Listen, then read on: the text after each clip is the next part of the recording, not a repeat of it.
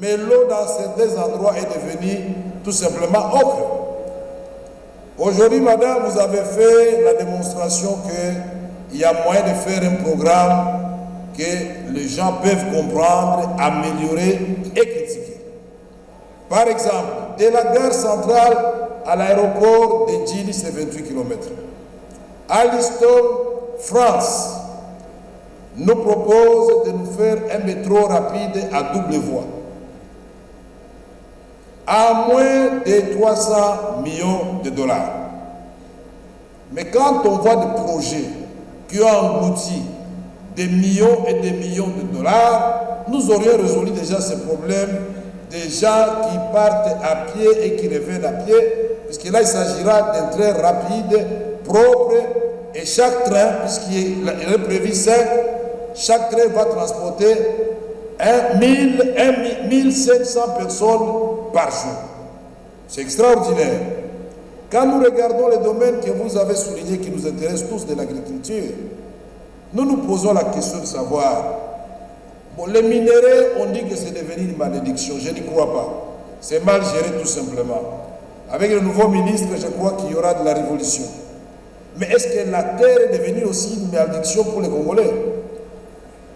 Est-ce qu'aujourd'hui, il n'est pas possible, madame, qu'on assigne à chaque province, par exemple, 40 000 hectares, selon sa spécificité topographique, physiocratique. Dire, bon voilà, les grands Kasaï, les grands Katanga, faites-nous 200 000 hectares de maïs. Est-ce que c'est impossible? Quand cet argent quitte la banque centrale et réellement orienté vers les intrants, les équipements pour produire, il y aura de l'inflation quand ça va sortir.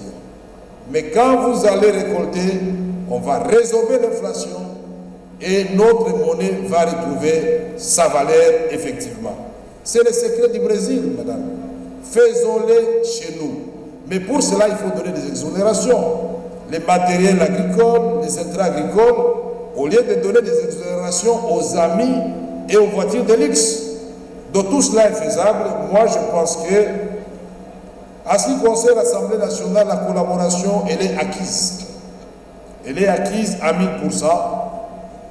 Mais seulement, nous allons continuer avec la RTNC 3, mais nous allons faire comme par le passé, quand mon mandat fut écourté à l'époque, mais grâce à Dieu, je reviens, on avait déjà démarré la chaîne parlementaire.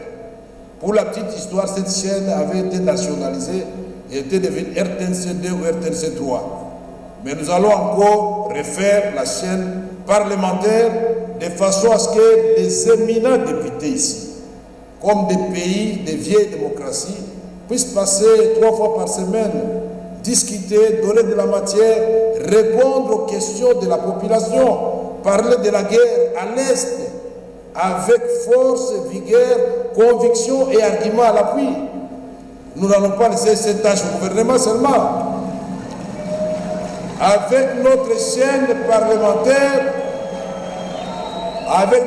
parlementaire, les ministres membres du gouvernement, ministre de l'Agriculture sera invité.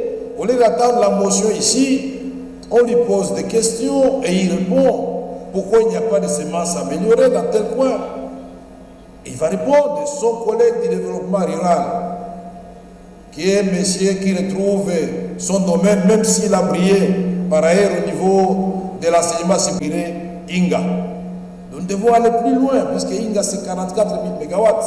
Ayons un peu plus d'ambition pour qu'effectivement le Congo soit le poumon, le moteur du décollage, du développement de l'Afrique. Misons très loin, madame.